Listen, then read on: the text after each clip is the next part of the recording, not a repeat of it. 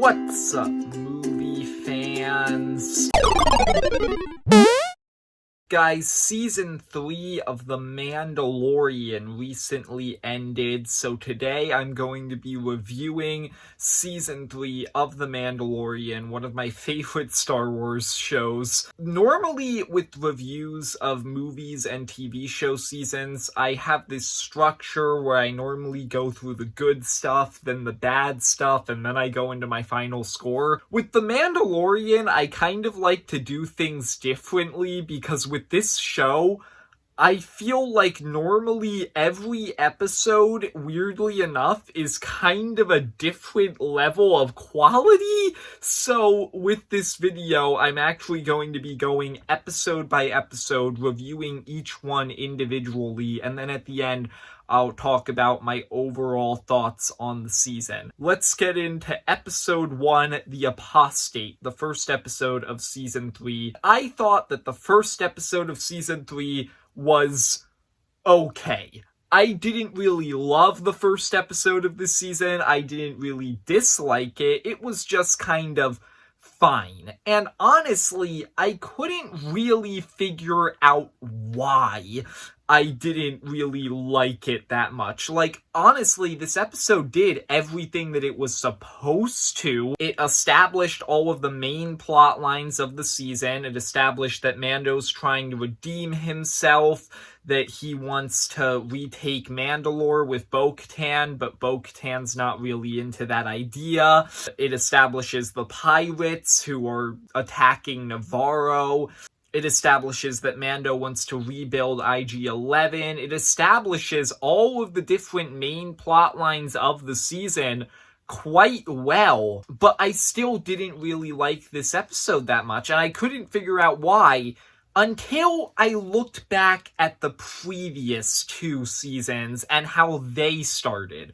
I realized the reason I don't like Season 3 Episode 1 that much is just because it is wildly unfocused. The first episode of the first season has Mando trying to find this mysterious bounty. That's the entire plot of the episode. He eventually finds it. It turns out to be Grogu. It's an incredibly simple plot. The Mandalorian Season 2's first episode is about Mando and Cobb Vanth trying to take down the Krayt Dragon.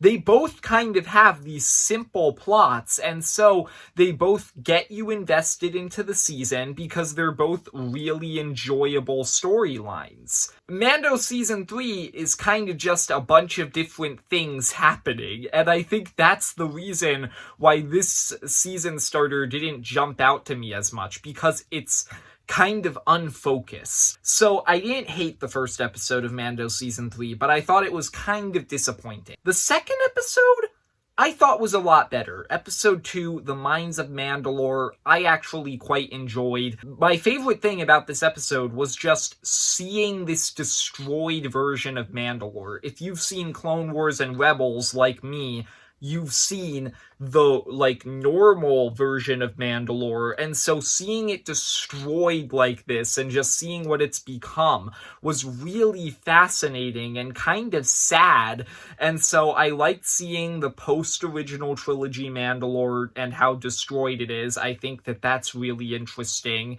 I also really liked the intense sequence when Mando gets captured and Grogu had to go back to get Bo-Katan for help. That was pretty fun. I really enjoyed Bo-Katan's rescue mission. I thought it was interesting how Bo-Katan and Mando started to become stronger allies in this episode, and the ending when you get the Mythosaur reveal. That was a pretty cool ending. Overall, I really liked episode 2. I thought that this was a pretty strong episode. And so I kind of just assumed at this point, episode 1 was kind of just one fluke. It's not really that big of a deal. It was one episode that wasn't that great. From here, the season's going to be the same quality as the previous 2 seasons because this was a pretty good episode. So that's what I thought. Then we got episode 3. The Covert. This was certainly interesting. There are 2 episodes in season 3 of The Mandalorian that I am very conflicted on. We'll get to the other one later, but the first one is episode 3. I have no idea how I feel about this episode. Out of nowhere, this episode, rather than focusing on Mando, Grogu, and Bo-Katan going back to the covert, it has that happen in 2 scenes, one at the beginning and one at the end. The rest of the episode focuses on Dr. Pershing. Why the heck would you focus an entire episode on Dr. Pershing? Who the heck cares about Dr. Pershing? He's such a minor side character from the first 2 seasons, and focusing an entire episode on him is just such an absurd idea. I actually do kind of like some of the themes and ideas that are introduced in this episode. I like the idea that the New Republic might actually be only a slight step up from the Empire because they're using a lot of the same methods as the Empire. That was actually an interesting idea. But there were definite better ways that they could have explored that idea than centering an episode on Dr. Pershing. Honestly, this episode just felt so out of place in The Mandalorian. This episode kind of reminded me of an Andor episode, except without any of the fantastic writing, acting, directing, or pacing that Andor had. I once again, after this episode, kind of just assumed this was just one single misfire once again. I mean, it's not like every episode is going to be as experimental as this one, so the rest of the season's gonna be good. It was just 2 episodes that were kind of disappointing. Then we got episode 4, The Foundling. And this is when my problem with season 3 really started to show itself. Don't get me wrong, I didn't love episodes 1 or 3, but I think episode 4 is when my big problem with this season really started to hit me. This season doesn't really have a plot until its second half, and that plot doesn't really kick in until the last 2 episodes. That's my problem with season 3. Most of this season is just filler. And don't get me wrong, the first 2 seasons of this show had a ton of filler.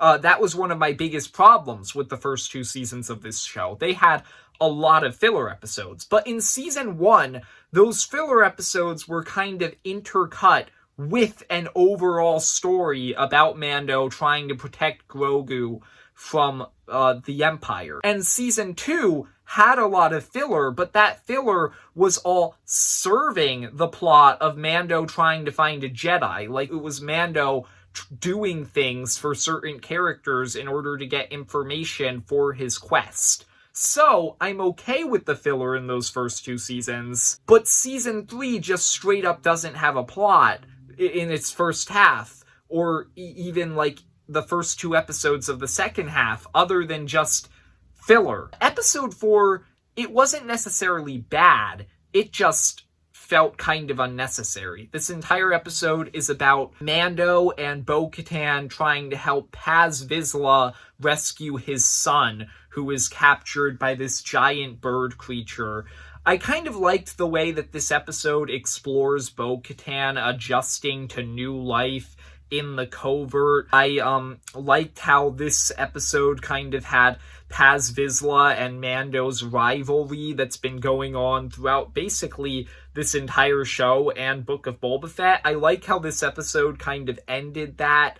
That was nice, but by far the best part of The Foundling was the stuff with Grogu, specifically his flashback. His flashback was awesome. I really enjoyed it, and to add to just how cool it was to seeing Grogu escape Order 66 thanks to this one Jedi, the Jedi is played by Ahmed Best. That's just cool. Like, that kind of warms my heart that they took this Star Wars actor who's hated because he played one of the most annoying Star Wars characters ever, and they actually gave him this second chance to play an actually pretty cool character in a pretty good show.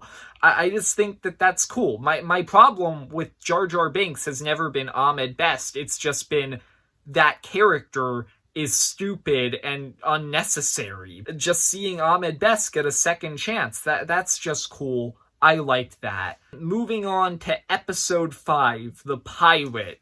Zeb is in this episode. Yeah, that's my primary note from episode 5. Just Zeb showed up, and that's cool. He was only in one scene. It was kind of a random cameo, but as a huge fan of Star Wars Rebels, I'm happy that they're bringing the characters into live action. It's one of the reasons I cannot wait for the Ahsoka show. Yeah, seeing Zeb was just pretty cool. He looked great in live action. Like, that was just a cool little cameo appearance. I'm happy they threw that in there. Overall, Episode 5 was a fun episode. I liked seeing the Mandalorians fight off this band of pirates. That was pretty fun. It was a pretty action-packed episode. I enjoyed it. I liked Paz Vizsla's speech at the beginning. Once again, that kind of went further with his rivalry with Mando kind of being finished. Like, just the fact that he stood by Mando.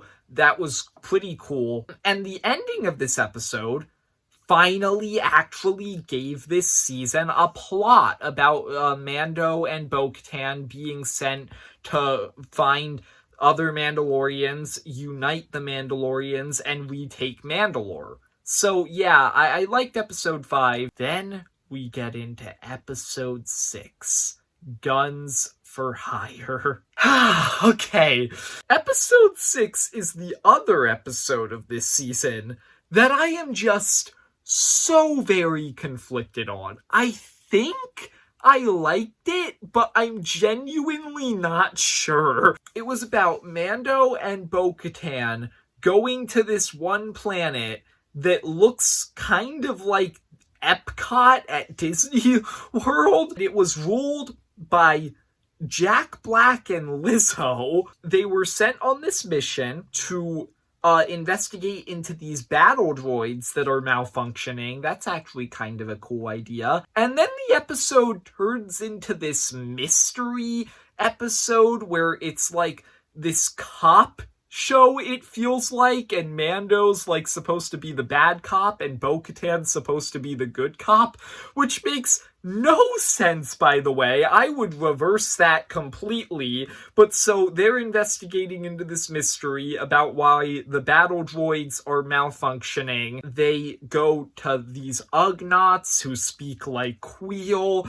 They go to this weird droid bar where the droid bartender gives this speech about how droids will always be loyal to their creators, which was weird and out of place. And then eventually Mando and Bo-Katan find out that the person who's been making the battle droids malfunction was a guy played by Christopher Lloyd. Then Christopher Lloyd gets arrested. And then, after all of that, episode 6 suddenly transitions back into the main plot of the show and has Mando and Bo-Katan meet Bo-Katan's Mandalorian allies from last season, and Bo-Katan fights the leader of them. She gets the Darksaber back from Mando based on a loophole that I actually thought about back in episode 2. I thought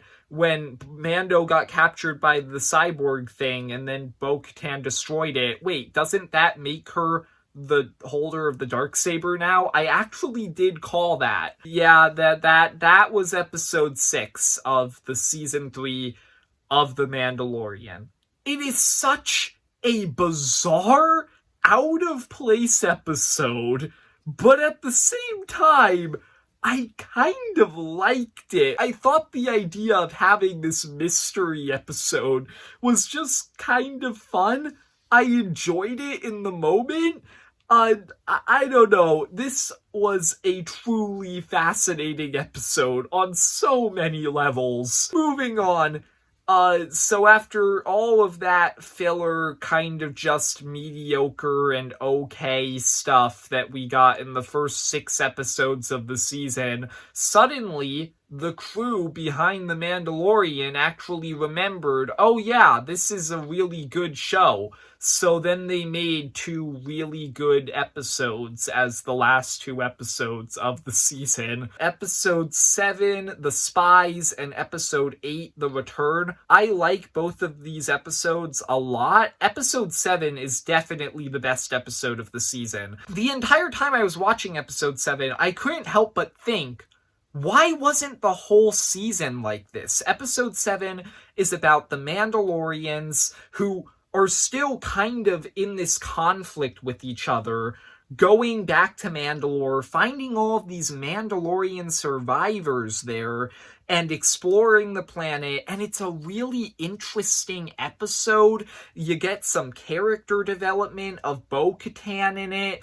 You have this nice little rivalry between the Mandalorians that eventually turns into this kind of fragile alliance I liked, and then you have this awesome cliffhanger at the end where Moff Gideon shows up with a bunch of flying stormtroopers in this Imperial base, and he captures all the Mandalorians. He kills Paz Vizsla, which I thought was a nice little surprising sacrifice to go into the final episode and raise the stakes. Moff Gideon was super menacing in this episode, like more than usual. He was a great villain in these last 2 episodes. Grogu has IG-11 as a suit in this episode, which I thought was super funny, a lot of fun. Just the entire time I was watching season 3, episode 7, I was thinking to myself, this should have been the whole season. There are enough ideas in this episode to spread out over an entire season of Mando. Why didn't they just do that? It was a great episode, but it kind of just made the flaws in all the other episodes of the season kind of shine further. Then we got to episode 8, the finale.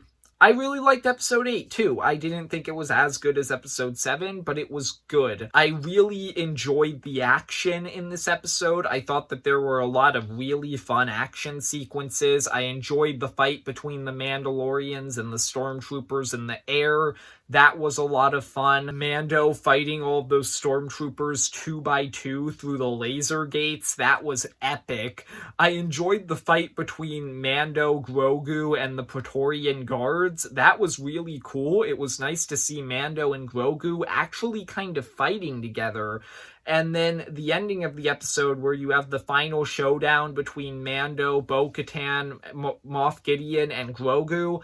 That was epic. I think that this is a good way for Moff Gideon to go out. I hope they don't try and bring him back next season, because I think having him be the main villain of the first 3 seasons of the show is enough. After this, I'll be happy if they just leave him dead. I don't even think there's any way that he could have survived that, but even if they do find a way to make him survive, I don't want them to. But so my only real problem with the final episode of season 3, I actually have 2.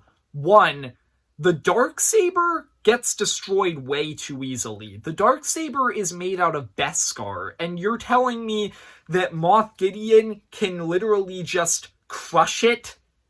That was annoying. That was stupid. And then I also think that it's stupid that the whole entire show has been building up to this reveal that Moff Gideon is making Force-sensitive clones of himself, and then the clones just die before they even wake up. That's disappointing.